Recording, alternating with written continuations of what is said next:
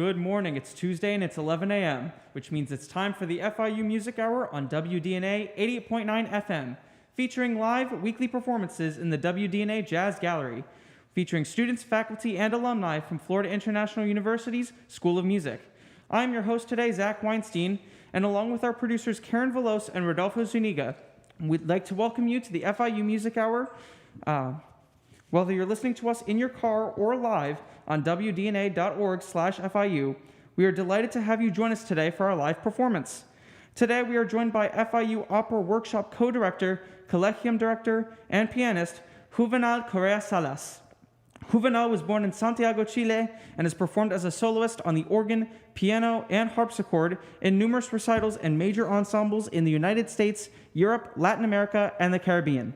As a composer, Juvenal has commissioned works in religious choral music and orchestrations, solo piano, electronic music, theater, dance, and full ballets.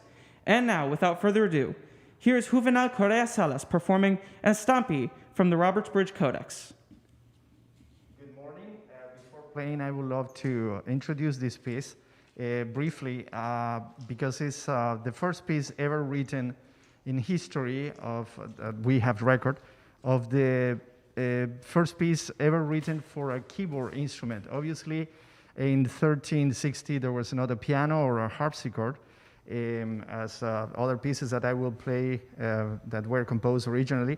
This was composed for organ. So you will see a couple of possibilities that I will be doing in the piano related to dynamics, because in the organ you cannot change while you are playing, but you can change in between phrases, meaning that you can take less sound from the instrument. You can add up some pipes or take them away.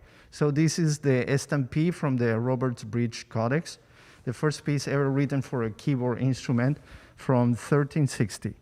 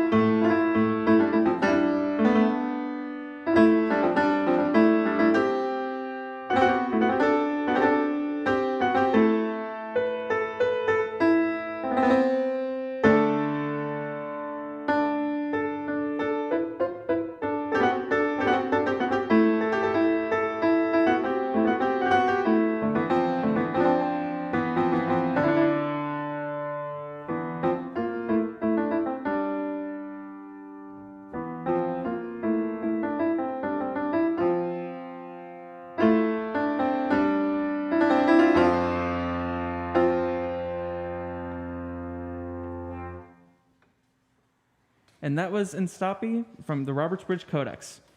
Next, we'll hear Canzona Ariosa by Andrea Gabrieli.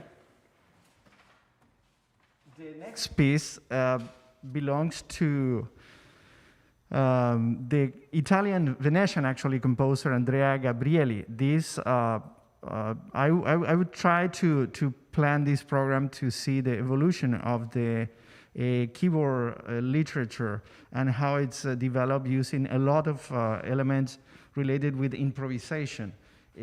As you saw in the first piece, which was already the first ever written for a keyboard instrument, I was doing some repetitions, and every time that I repeat, I will ornament some of the phrases. That was a custom for musicians, for performers, to always improvise during the performance. Sometimes they had the freedom to improvise complete sections, and sometimes just improvise over the piece that they just play, the phrases that they just play. This is the case again in this canzona by Andrea Gabrieli. Canzona is related to the idea of a piece originally written for voice. That's why it's called canzona, from canzone, which means chanson or song. And the idea is because at this time, I'm talking about 1550s, composers imitate into the keyboard music what they were able to do with the voices. So it's very polyphonic. And you will see also some improvisation and ornamentation while I'm playing it.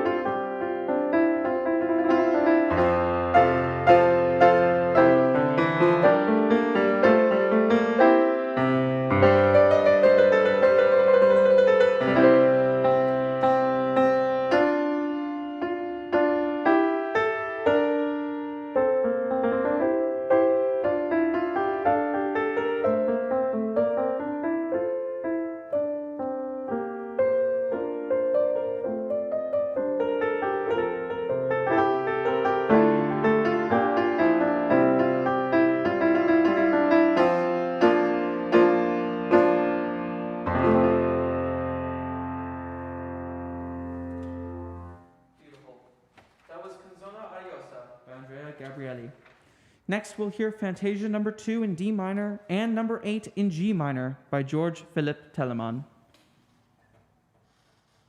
George Philipp Telemann was a very prolific German composer. He was in the area of Berlin in Germany during the Baroque era. He was actually the godfather of one of the children of Johann Sebastian Bach. So you can see that there was a lot of influences in between composers. They exchanged a lot of ideas and therefore they influence each other. Telemann belongs to the Baroque era, no doubt about that, but I choose to play these two fantasias, or fantasies, because they, stylistically speaking, they belong to the late part of the Baroque, which is, I would like to talk about that a little later, which is called the stilo galante, the galant style, the sensitive style. It was called like that because the complexities of the Baroque in the harmony and the polyphony were a little overwhelming, even more with the music of Johann Sebastian Bach. And this style, the stilo galante, came as an answer to that complexity. So they wanted to do it a little more simple lines, that you can identify better without so much complexity into the harmony and into the voices. And this was actually the first step into the classicism, the music that we know as classical music, with the main composers like Haydn, Mozart, and the first part of Beethoven. So this is the antecedent, like the grandfather of the classical style, Fantasia by Telemann. I will play both without interruption.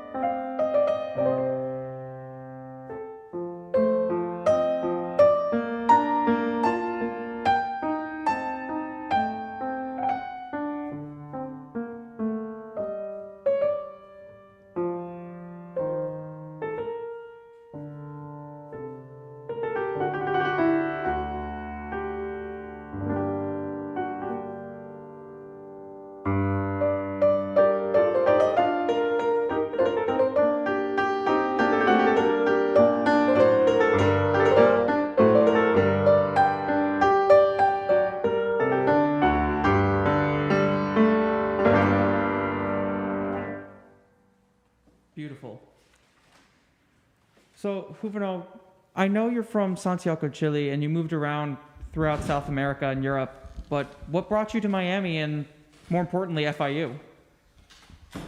I was already living in Florida, in the central east part of Florida, and then there was a big opportunity to come down to Miami, to this area, to do a beautiful music project, and unfortunately it didn't work as I was planning. But I decided to stay here. But that was the main reason why I came down to Miami. And then networking with the music environment of the city, I was acquainted with some people that brought me to FIU, and then I met Dr. David Dolata, who is a musicologist and a great person and an amazing musician. He plays the lute. We record and perform several times doing some early music. And then he invited me to be in charge of the Collegium, which is the early music ensemble in FIU School of Music. And I got involved with the opera workshop, and then I'm enjoying very much collaborating with Professor Robert Dundas and the chair of the voice department, Dr. Vindy Akari as well. So we work together, and also with other projects involve Dr. Javier Mendoza with the orchestra studies. So I'm pretty active in FIU, and I'm enjoying it immensely. Not only the early music part, but other parts as well. So. Well, we appreciate the Panther pride for sure. Yeah, definitely. What was your inspiration for becoming an expert in this kind of music? Sorry, very specific style. Yeah, when I was doing my graduate studies, I went to Bloomington, Indiana. I studied in IU, Indiana University School of Music, Jacobs School of Music, and they happened to have an amazing early music institute. The founder actually was kind of my mentor, because I arrived there just before he unfortunately passed. His name was Thomas Binkley. And then I was, from before that, I was already studying music. I was very attracted to early music, but it was essentially in Indiana, where I studied with a little more formality. I studied harpsichord and organ, and understanding the aesthetics of this early music, which is fascinating. And I think that one of the main reasons why I was attracted to it is because being a pianist, and as you know, and the members of this audience, the piano was invented not too long ago. So when you have the problem of facing Baroque music or pre-classical music, or actually pre-romantic music, you have a lot of considerations, and you need to take and being aware of the possibilities of the instrument that originally was written for the music that you have in front of you.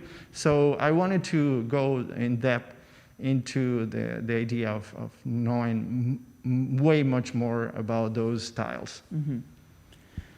This is the FIU Music Hour on WDNA 88.9 FM with today's artist Juvenal Correa-Salas.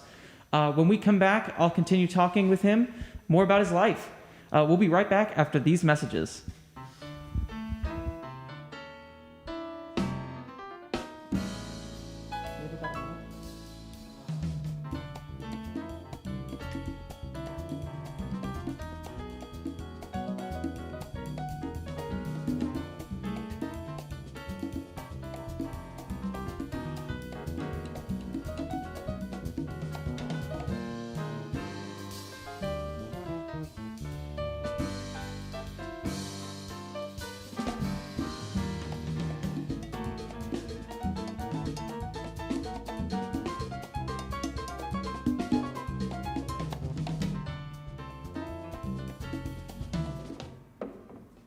And we are back with the FIU Music Hour and the very talented Juvenal Correa-Salas on WDNA 88.9 FM. So, Juvenal, I see that you're a composer as well. Can you talk to us about the type of ensembles that you compose for? I cannot call myself a composer. I just write music. In order to be a composer, you need to be that. It's a joke, but the composers don't like that joke. What I mean is that history is the only one that can measure if you are a composer or not, because that means that you are transcendental or not. So, yeah, I had the fortune and the good luck, because I cannot call it another way, that all the pieces that I have ever written have been performed. So that's why I'm underlining the idea that I don't consider myself a composer. But I work for commissions for Holy Week, for instance, to write when I was the organist in a church, the Kapellmeister, as it used to be called in Germany. So I wrote the 7 last words of Jesus Christ on the cross in Latin, because I love the singing in Latin, and also I wrote a requiem for a different year that we were celebrating the Good Friday in a beautiful church in Puerto Rico, in San Juan, Puerto Rico. But I've written for a lot of combination of ensemble, also for some choral music. Was there a specific piece that you wrote that changed your perspective on music, or that just really stood out to you? A piece that I wrote that changed my perception. Well, actually, yeah, when I premiered the Requiem, Requiem is a mass for the dead, so it also was in Latin. Since the context was for a church that was celebrating the Good Friday, it's not very well seen that people will clap, even though if it's an amazing piece or whatever the quality is. But because the context and the ceremony and the ritual doesn't allow that space. But there was one of the pieces that the soloist, the singer of I'm talking about my Requiem when it was premiere. It sounds so beautiful that people couldn't hold it, and they just clap. And I don't know, it changed my perspective about expression, even though in a format, an environment like a church, which is sacred, and you are celebrating the Good Friday in the Christian tradition, when it was Jesus Christ was crucified, people clapping for the performance. But so I got a little less uptight about rituals and stuff, because sometimes it's a matter of connection. So it's what you connect with people when you are performing, which is important. You cannot censor that. So I think that a little bit of expression is okay. So it's not a big deal anymore. Correct me if I'm wrong, but during the pieces prior, were you doing improvisation a little bit? And if so, what is that process like in Baroque music? I'm so glad you're asking for this, since this is a radio station dedicated mainly to jazz. There is a misconception about the improvisation, that it only occurs in jazz or in popular music. Improvisation comes from many, many centuries ago. Actually, indeed, the first piece that I play, which, as I mentioned before, was written in 1360 from the Roberts Bridge Codex, which is in England. Composition is an anonymous, so there is not a composer. My point is that even though at that time already people were not only doing it, they were expected to improvise over pieces. So that jazz tradition of improvisation is very, very common from the jazz genre, but it comes from many, many, I would say millennia ago. So in Baroque music, and since you asked me that question, is also is imperative that the performer that has some knowledge about the style will be improvising. There is something called the aria da capo, aria meaning a reference to a voice composition. And it's called da capo because da capo in Italian means that go back to the beginning, or to the head. Capo is head, the beginning. So I'm saying this because for soloists, for voice soloists, it was expected that they will improvise and ornament the same first section that they did before. So that became a tradition, and well, there is a lot of elements in Baroque music that actually were transplanted into jazz. I was talking before the program, I was talking briefly with Rodolfo Zúñiga, a great drummer. He is very, very knowledgeable about jazz.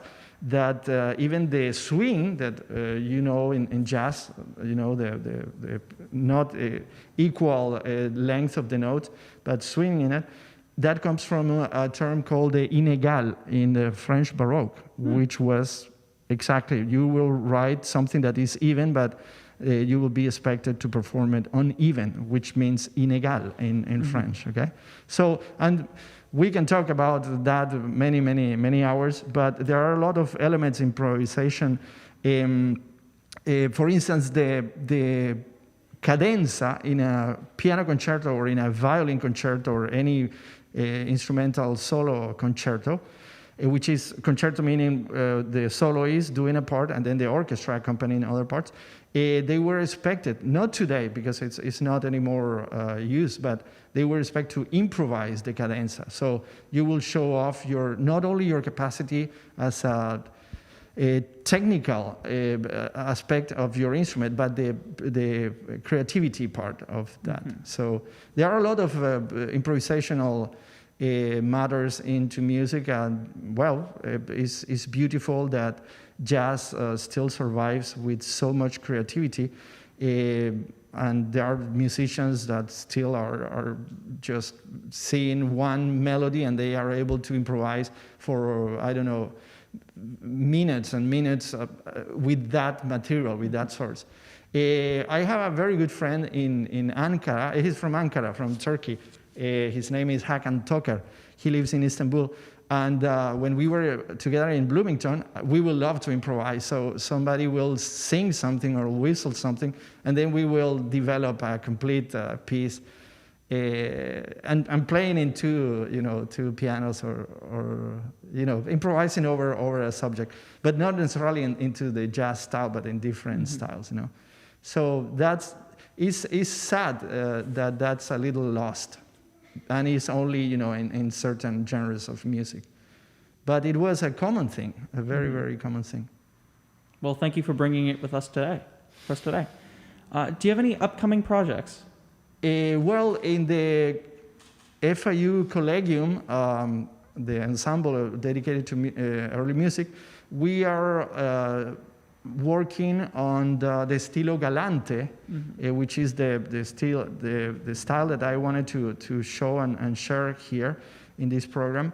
And we are doing several projects, performance and online performance as well.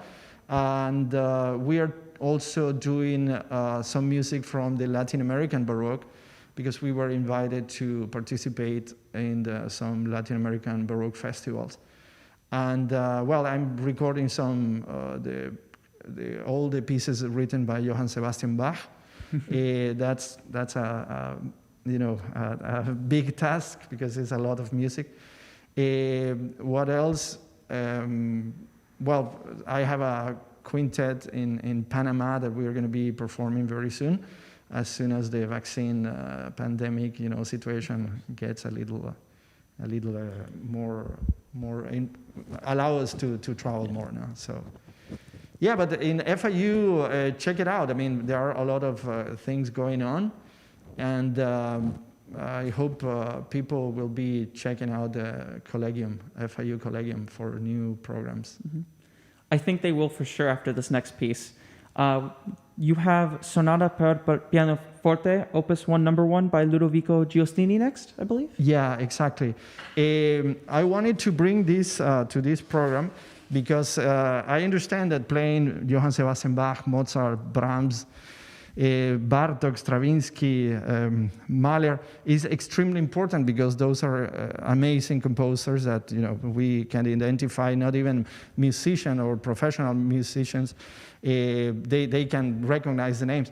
But there are a lot of other composers that are very, very good, and other styles that are not very commonly performed or even taught in schools. I think that it's very important because there are not excuses these days with the capacity of knowledge that we have and resources. Online you can even see manuscripts these days in order to check the accuracy of the edition that you have in front of you. So I wanted to bring this sonata, which was the first piece ever written for pianoforte. All the pieces that I played before, they were not written for pianoforte. Pianoforte is the real name of this instrument because it's a reference to the dynamic changes. Piano in Italian means soft and forte, loud. So it's a reference to the previous instrument, which was the harpsichord, that didn't have that capacity. So that's why it's called, nicknamed piano. But this is the first piece ever written for the pianoforte. So you will see that I will actually not exaggerate, but you will see a lot of dynamic changes. So this is the first piece ever written for the instrument, for the piano, by Ludovico Giostini. It's the Sonata number 1, Opus 1.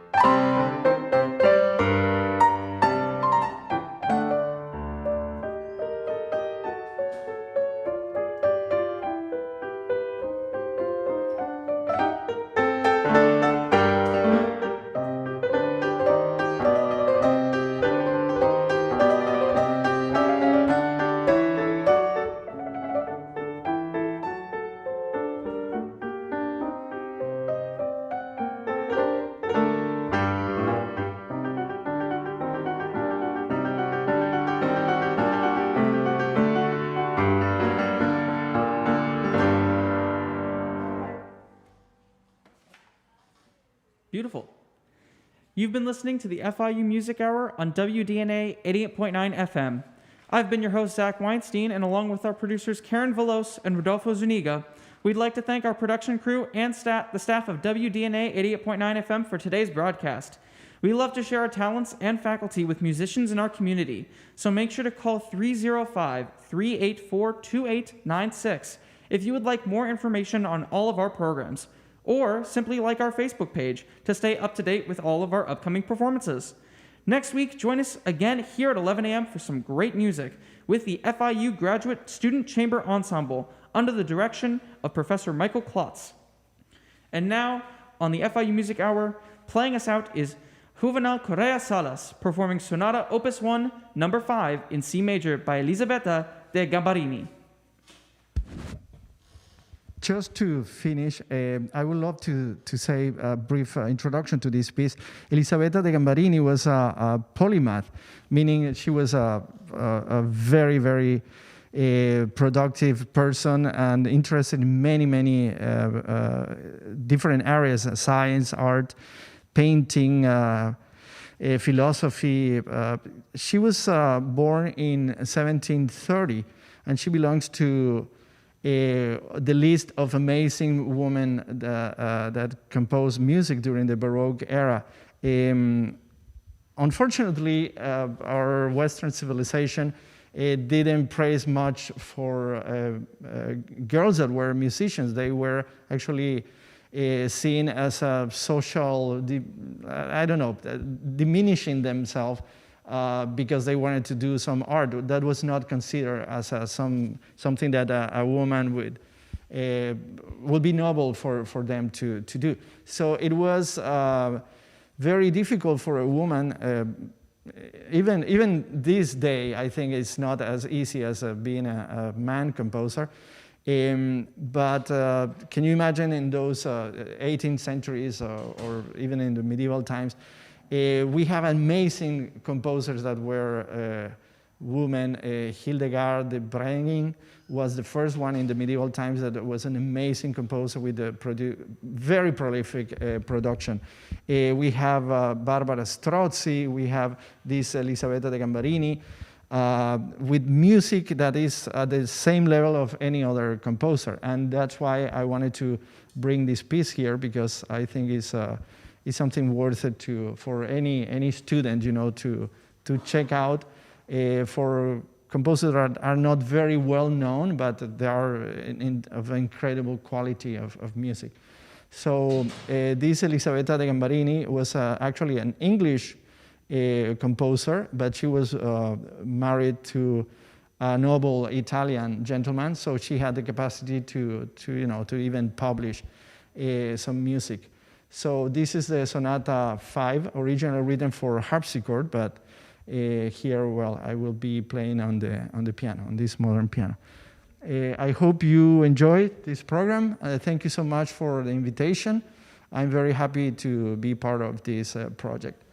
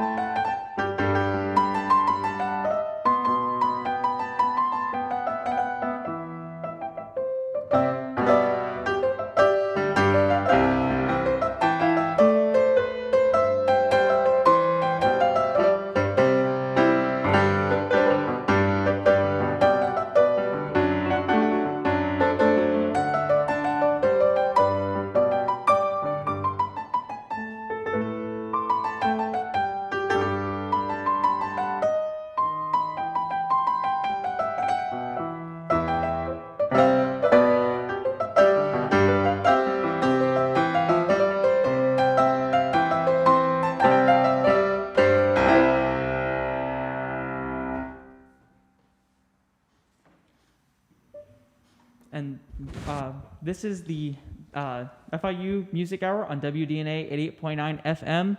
Thank you so much, Juvenal Correa-Salas, for gracing us with your presence today. We really, really appreciate it. A pleasure for me to be here. And as I said, I invite everyone to check out the programs in FIU School of Music and see what is going on with the early music department and Collegium Ensemble. Thank you so much for Thank you all so much, and have a great, great day. Thank you.